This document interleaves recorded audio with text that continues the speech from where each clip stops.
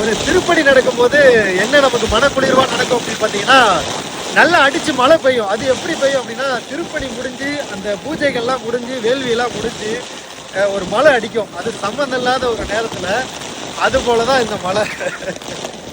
சொல்லவே முடியலங்க. நீங்க பார்த்தீங்கன்னா தெரியும். அவ்வளோ பேர் இருந்தாங்க.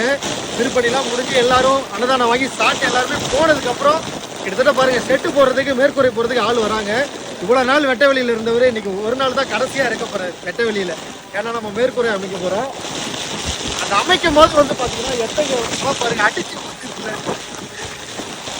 அதுதான் இதெல்லாம் வந்து சொல்ல வார்த்தைகள் உள்ள ஒரு தெளிவு இல்லை.